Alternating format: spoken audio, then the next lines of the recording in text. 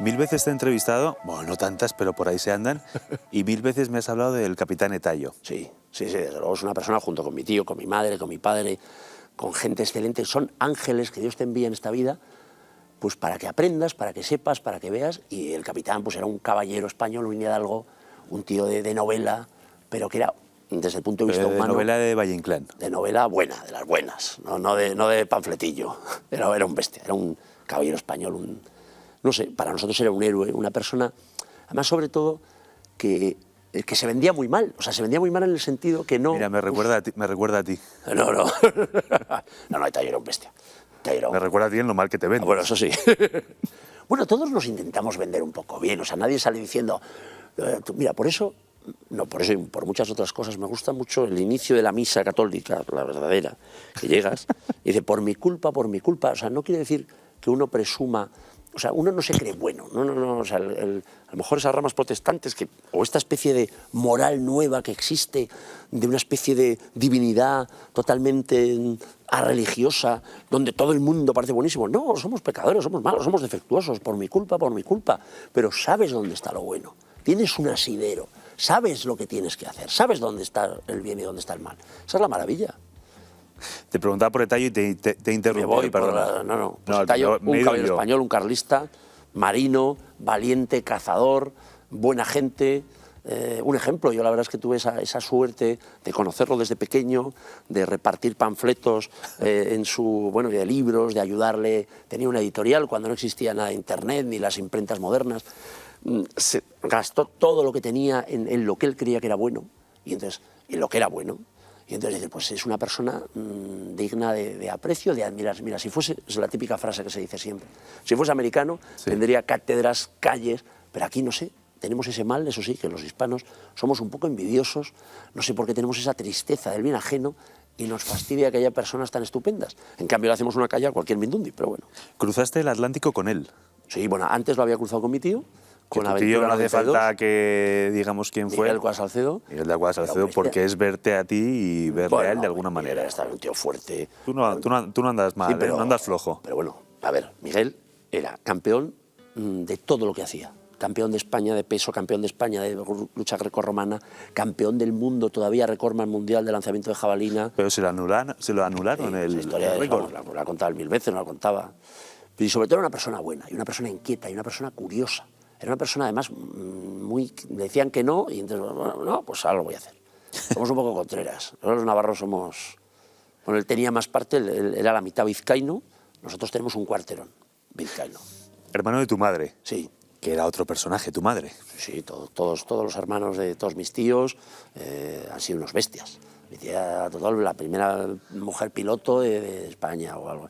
Mi abuela, una bestia, vamos, gente estupenda, gente lanzada, bueno, una arqueóloga, de las primeras mujeres arqueólogas que ha habido. No sé, hombre, a ver, yo creo que todos de bien nacido ser agradecido, y en el fondo cuando has tenido, yo creo que, no sé, si mi padre hubiese sido torero y no sé, lo que sea, pues yo estaría orgullosísimo también.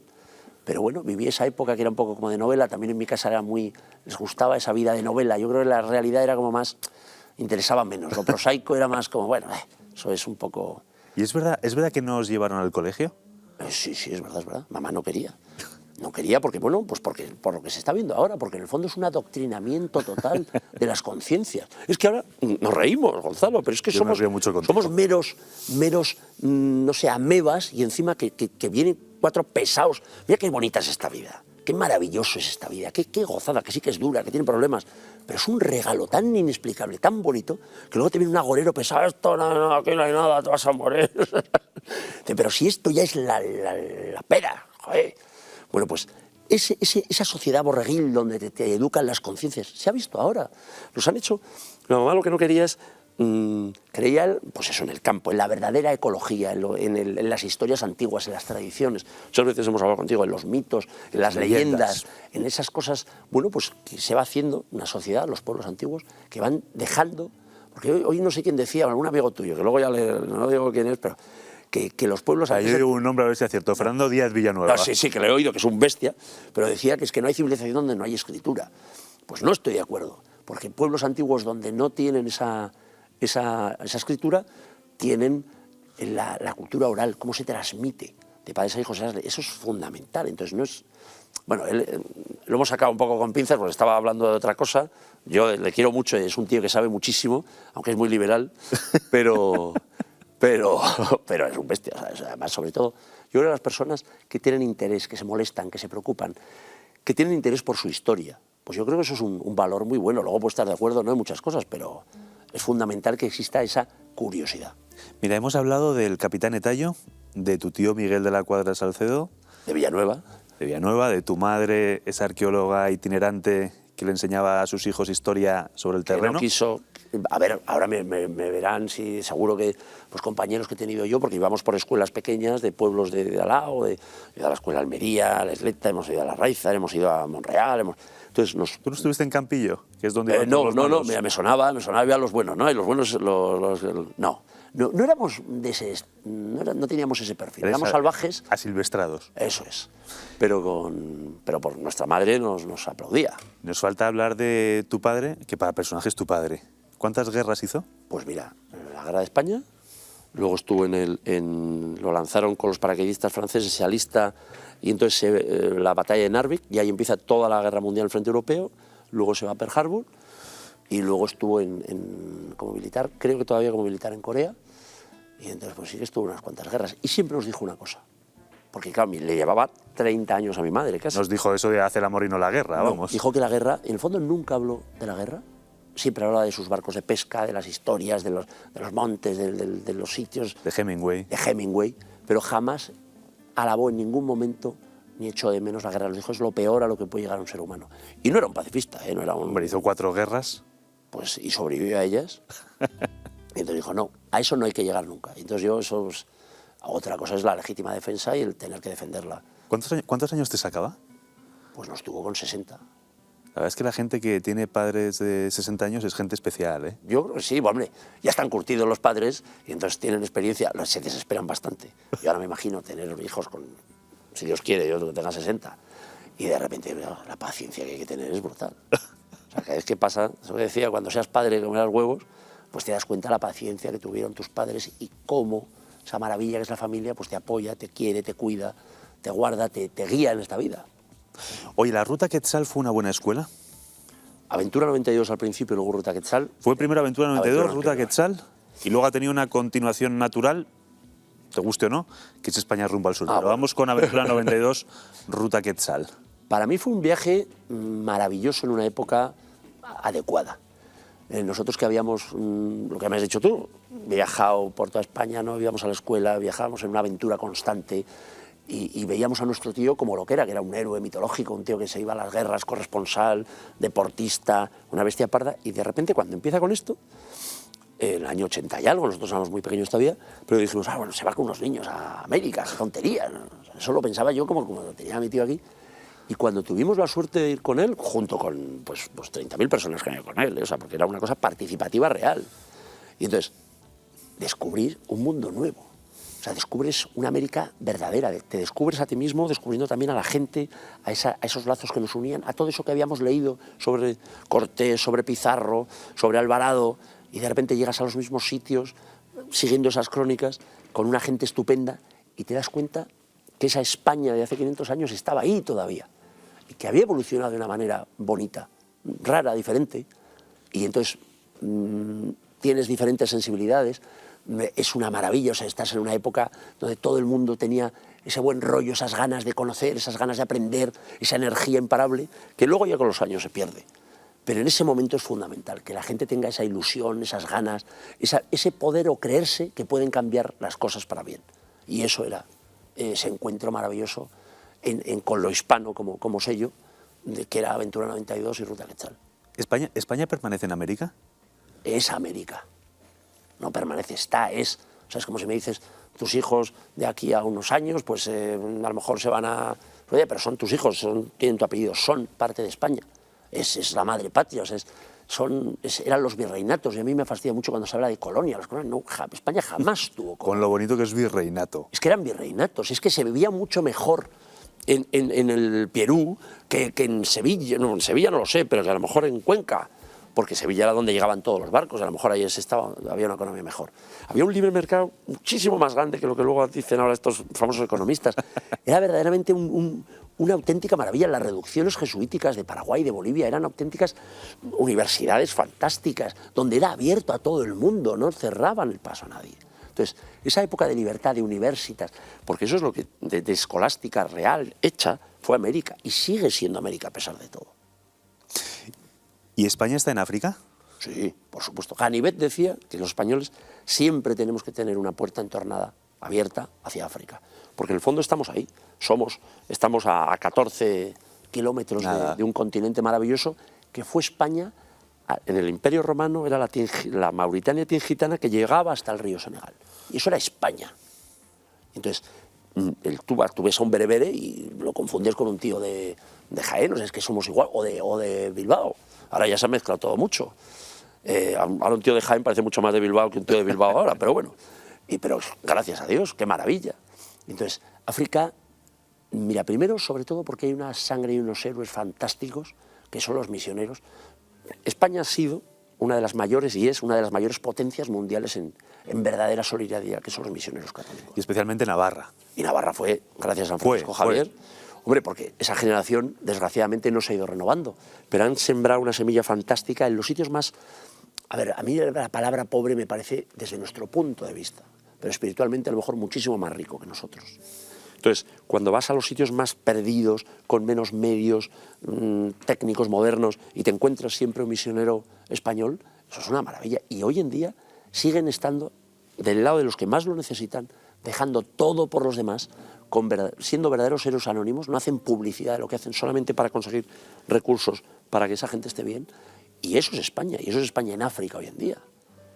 A lo mejor no son grandes holding o multinacionales, sino son personas que ayudan a personas y que gracias a lo mejor a grandes holding consiguen recursos para seguir apoyando a esas personas. Y eso lo he visto yo, lo hemos vivido durante 16 años de una manera directa, gracias a Rumbo al Sur, de lo que estaba pasando ahora, pese a las guerras, pese a las dificultades, pese a las hambrunas, pese a todo.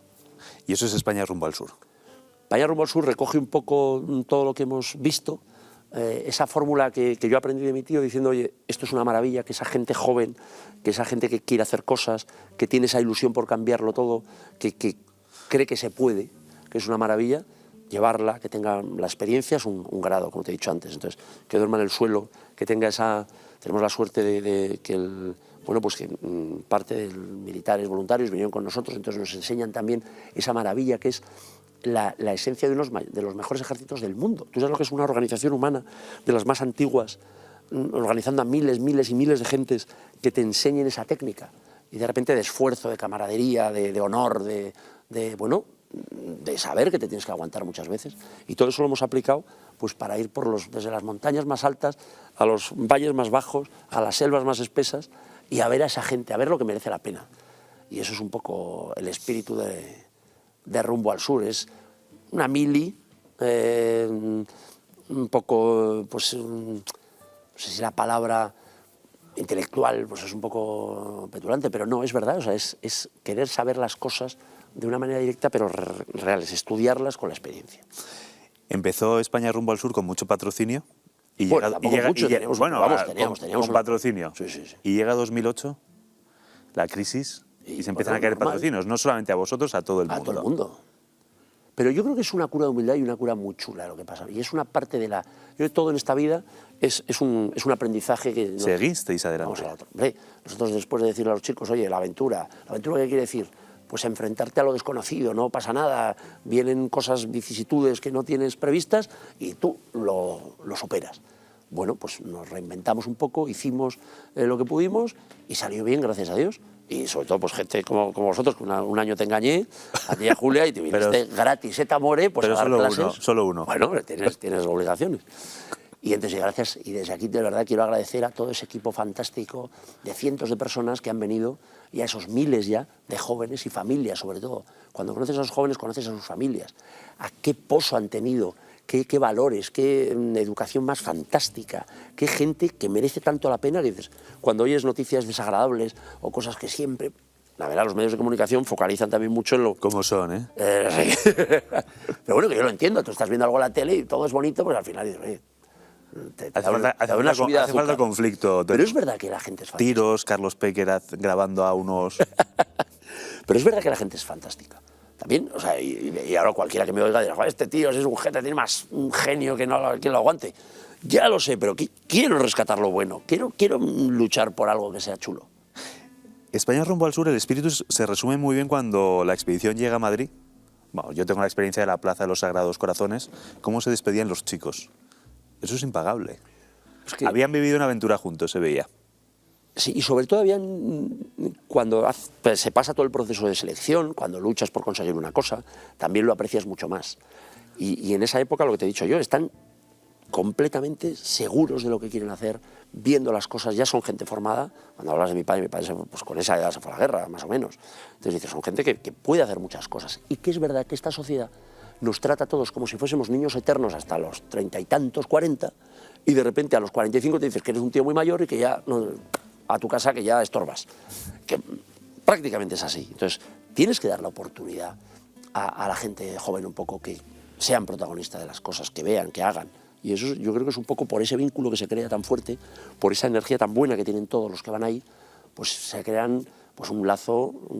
Vamos, tenemos gente desde el año 2006 que ahora está por todo el mundo haciendo cosas interesantísimas y que siguen con esa unión de ese día que se despidieron, pero que saben que ahí empezaba algo muy chulo.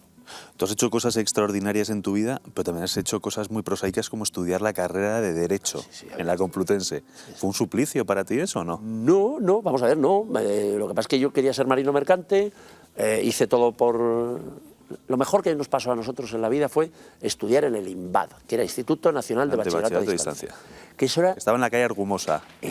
Sí, pero aquí en Madrid, pero nosotros estudiamos en Pamplona, entonces que estaba en la UNED. Y había a horas muy intempestivas y unas cosas muy raras con unos profesores fantásticos que eran un poco apartados del sistema borreguil donde tenían que dar sus consignas y no ahí daban, pues eran gente libre verdaderamente, con un peso académico fantástico y donde verdaderamente aprendimos. La universidad para mí fue un bajón porque no fue el sitio de conocimiento tan fantástico que tuve en ese bachillerato. Fue más prosaico, más metódico, menos científico, menos... A mí me desencantó.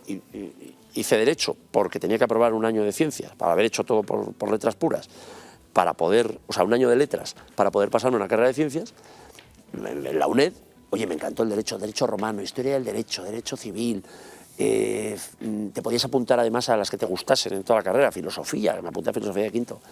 Era una maravilla, dije, esto lo acabo yo en 3 años. Bueno, me costó un poquito más, pero lo acabé. Y terminaste siendo marino hace poco.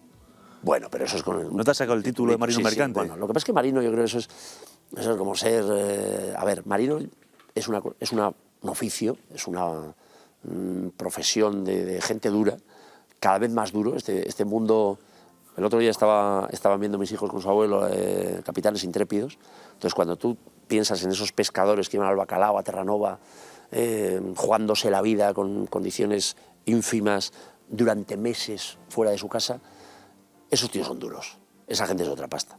Y entonces al final dices, yo soy marino, he navegado, sí, hemos hecho cosas que hemos tenido suerte, pero para poder decir eso hay que tener también esa falsa modestia que yo creo que espero no tener nunca, porque para eso no te lo da un título académico, no te lo da un estudio, no te lo da una... Primero te lo da una tradición, porque antes los gremios eran muy buenos, porque los propios pescadores, los propios marinos de cabotaje, los propios, bueno, pues te daban ese label, decir, este tío vale, este tío estudia, y había academias, esto no se daba vamos, tú con mi hijo te lo doy, ¿no? Pero es verdad que esa normalización a partir de las 2 guerras mundiales que se hace a través de la ONU y de todo lo de la OMI y tal, ¿cómo te gusta? Y a todos nos ponen como pollitos a decir lo mismo. Pues en el fondo, yo me puedo sacar mañana un título de no sé qué, pero es como un médico. Yo me imagino, tú puedes estudiar medicina, pero para ser un médico es otra cosa. O sea, yo presumo, pongo marino, me gusta, pero sé que para llegar a ese estatus hay que pasar más cosas. Bueno, cruzaste el Atlántico en una carabela como la de Colón, sí, con Etallo. Eso acredita. Sí, bueno, sí. ¿No? Amerita. Luego estuvimos en la nao Victoria, que eran un poco, eso fue muy bonito, porque eran como los enemigos teóricos de las teorías de la construcción naval, del capitán Etallo, por el Pacífico, la verdad con gente estupenda también. Y yo decía, estoy aquí, con los enemigos teóricos del capitán, teóricos o no personales, sino bueno, pues de riñas de cómo se hacían las cuadernas, cómo eran los barcos del siglo XV, qué tipo de estructura tenían, qué tipo de velamen. Y estamos aquí peleándonos por cosas históricas en 2000 y pico, en medio del Pacífico, de algunas barbas allá medio muertos, que llegamos a Hawái hechos un asco. Luego ya el barco se dio, yo me cogí la anisakis, me quedé en Hawái. Y entonces, pues es bonito ese tipo de historias. Y la verdad es que he tenido muchísima suerte, doy gracias a Dios, de todo lo que me he ido poniendo en el camino, porque al final te van saliendo cosas. También das gracias porque te haya puesto en el camino a la comunión tradicionalista carlista. Por supuesto. De la que eres secretario general. Presidente, sí. Presidente. Tú, que eres la persona más desorganizada, que no te imagino en una reunión, no te imagino... Bueno, sí, hombre. ¿Sí? Es estar ahí más o menos, oír, ver y callar, suelen decir, que es cosa que no estoy haciendo. ¿Por qué te has metido en ese lío? No, para mí no es un lío, vamos a ver, nosotros somos, aparte de nos gusta la aventura, nos gustan las novelas, como has dicho, nos gusta Valle Inclán. Yo creo que las sonatas. Ser carlista es lo más ético y lo más estético que se puede ser. Y a mis añitos ya, que no soy ningún niño, nosotros yo veía las fotos de mis bisabuelos refugiados después de la guerra con don Carlos en San Juan de Luz, todavía vemos su casita allá, que lo dejaron todo, lo perdieron todo, una España, se habla mucho ahora de la guerra civil, pero es que hubo 3 guerras civiles anteriores, 3, donde hubo mucho sufrimiento, mucho dolor, mucha angustia, y donde hubo un bando que perdió, que fueron los carlistas, y del que se tuvieron que ir, se habla de exilados, pero... Entonces, esa historia romántica, esa historia bonita, esa historia de ideal verdadero, bueno, pues yo la viví desde pequeño, subíamos a Montejurra, íbamos a Isúsquiza, veíamos la foto de mis abuelos, todos con las boinas rojas. Yo he sido carlista por educación, pero luego por convicción, y después de haber viajado, de haberme movido, porque es lo más natural que una persona, que un buen padre de familia, que un tío normal, un sensato puede ser. Y de verdad lo digo. O sea, es una cosa que es, primero es sacrata, luego es autárquica, se basa en lo bueno, que lo bueno es Dios. Y eso no quiere decir que tú lo seas, pero sí que te basas en lo bueno. Y tú, una cosa que se dice mucho ahora es de verdad antisistema. Y es un antisistema de verdad, porque todos los antisistemas de ahora, que me perdonen, son partes. Y como decían estos de la hora chanante, marionetas del sistema. En el fondo sirven a eso. Disidencia controlada. Es así. Y entonces cuando tú verdaderamente crees desde el corazón y dices las cosas como crees, siempre sustentadas en una base teórica real, no diciendo lo primero que se te ocurre, pues eso es el carlismo. El carlismo es parte de la tradición de las Españas. Es lo más auténtico, es lo más bonito. Y cuando me dices, oye, es que es un marrón, pues hombre, sí, en este mundo que se ha politizado y que la política, vivimos una partitocracia donde... Y luego, sobre todo, que yo no sé cómo estas generaciones que se creyeron lo de la democracia, dijeron, es que tú puedes pensar como te dé la gana, es que tú puedes decir lo que sea. Tú y yo nos conocimos hace unos años en una televisión donde de repente decíais una cosa que yo durante toda mi vida no había oído en la televisión jamás, pese a haber oído que todo el mundo era muy libre y podía decir y expresarse como quería. Y de repente ahí se pudo decir. Duró poco, pero fue para mí, después de muchos años, de verdaderamente no somos borregos, podemos decir cada uno, oye, que tú puedes estar de acuerdo con lo que yo te diga, puedo no estar de acuerdo yo, pero no pasa nada, ¿por qué no lo vamos a decir con cierto respeto? Pues eso es lo que pasa y esto es lo que no está pasando ahora y lo que lleva y cada vez peor. Por eso, más que nunca, hoy no se puede decir, vamos a ver, en caso decían, no de lo malo que has hecho, te avergüenzas y pides perdón, pero de lo bueno, jamás, orgulloso. Entonces, lo mejor que me ha pasado a mí en mi vida es ser carlista. ¿Y cómo voy a decir que no? ¿Cómo voy a avergonzar de lo más bonito que hay? Pues no puedo, aunque no convenga, pues ya sé que no conviene, pero es bonita. Aparte no es política, es tradición, es un estilo de vida, es algo mucho más. La política tal y como la entendemos ahora. Esto es un nivel superior. Hegel lo pondría en un nivel superior. ¿Y renuncias, Telmo, algún día a descubrir la Atlántida? Con una boina roja puesta. Hombre, no, yo creo que no hay que renunciar a ningún descubrimiento. ¿Cómo vas a renunciar? Es que uno dice, no, al revés, si como te he dicho antes, esta vida que es un regalo tan fantástico, está hecha para que descubramos cosas todos los días. ¿Cuándo eres más feliz? Cuando eres niño y vas descubriendo cosas. Cuando tienes esa ilusión porque todo es posible, como te he dicho antes.